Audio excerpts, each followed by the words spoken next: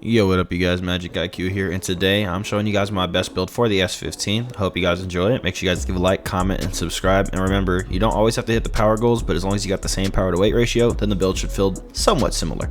Make sure your balance is the same and all the suspension settings match, and you should be good to go. So let's go ahead and take a look here at what we got. We swapped the RB26 into our S15 today. Not all ultimate parts, so if you have some cash instead of premium credits, you should be good here.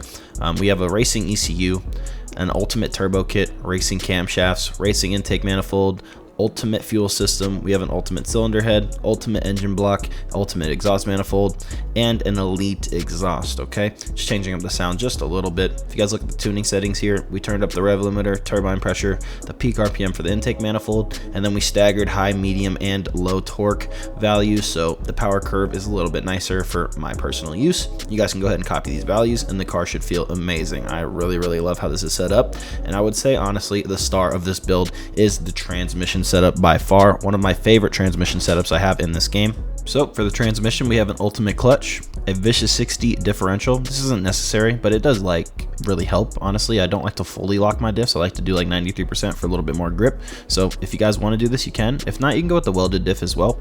For the gearbox, we do have ultimate, and obviously you're going to want to leave the car stock for rear wheel drive.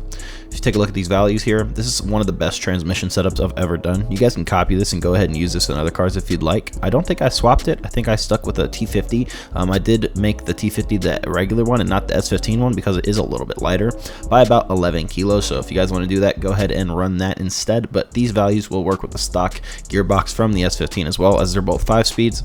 So you see we got the gear shifting speed all the way to the left. Final drive's adjusted slightly, and you guys can go ahead and just copy these values here. Won't make any sense for me to just say them. You guys can screenshot, go ahead and copy that. And the differential locking is 93.329999999%. Okay, very nice there. Really like that. Don't always run 100% if I'm especially trying to grip up a little bit. This build is a little bit grippier than the previous one with the 180SX and the R34. I would say it's about on par with the R34 actually. The R34 actually might have a little bit more grip, but I use that on wheel a lot as well as this build as well. So you guys can use this on wheel or controller. This is probably one of the best feeling tunes I have on wheel as well. I'll show you guys gameplay from both wheel and controller today, obviously, as you guys saw. For the weight reduction, we do have an elite weight reduction with the stock body. I like to leave stock close to weight in my cars because it feels a little bit better to me. We have 1,300 kilos, so minus 30, and the weight distribution is towards the rear to get a little bit more grip out of it and try and make the balance as close to 50-50 as I can. So if you guys want to copy that, you'll be very happy with those values. Let's take a look at the suspension now. So as I told you guys, I don't really mess with my stabilizers or my dampers. So we got front suspension arms, obviously ultimate here for the max steering angle. Rear arms are racing springs, and front and rear. Okay, so you don't really have to go ultimate with those or spend a frick ton of money on the ultimate parts. Okay, so you guys keep it a little bit cheaper. You guys don't have to buy the dampers or the stabilizers at all, and the suspension will feel great. Stiffness, length, if you guys want to go ahead and copy that, that sounds crazy out of context. We're all the way in the front, on the rear, like raised all the way up for that battle stance that we love so much here on the channel. Let me know if you guys are liking the battle stance. I really like how the cars feel. Negative 10.5 camber, 10.2 caster, 30 Ackerman, steering angle's maxed out. Toe is not adjusted in the front whatsoever. We did adjust the toe in the rear though.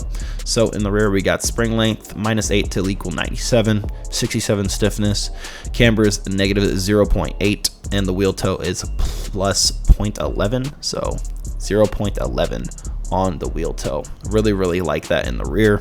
Feels a lot better. I really love this car. I dialed this in for a while. I've been working on this pretty much since the day I got on wheel, and then also running it on controller to make sure it feels nice. And honestly, somehow it's one of the best cars I've ever ran on controller. Really like this thing.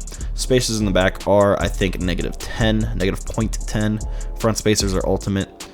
The adjustments on that are 26 for the front, just to make that fitment nice and also feel a little bit wider to have a little bit more control of the car. 235 in the front, 30-19. 255, 30-19 in the rear, and we have -5 on both, so our sidewall is 25 for more of a street look. I like how this thing looks. If you guys wanted to go comp, literally all you'd have to do is drop this tire pressure a little bit more and raise that sidewall up to like 30 or 35, and this thing will be pretty gripped up and moving. So as you guys can see here, these are my tire pressure values just for chasing, obviously, and you can also lead with this as long as you're generous with the left foot brake. You guys can make it so it's a good fun time for people behind you to actually chase you and they're not racing you essentially. So yeah, I really love this build. If you guys like it as well, let me know down below in the comments. Make sure you guys leave a like, comment, and subscribe, and I'll be sure to bring you guys more build videos and stuff like this in the future. See you guys in the next one, and I'm out. Peace. Also, wait, let me know what kind of build videos you guys like, if I build the car along with you guys, or if you guys like just gameplay straight into the build breakdown. It's a lot easier this way too. But just let me know what you guys like, and the little cinematic at the beginning too is kind of cool. So yep, I'll see you guys in the next one, and I'm out. Peace.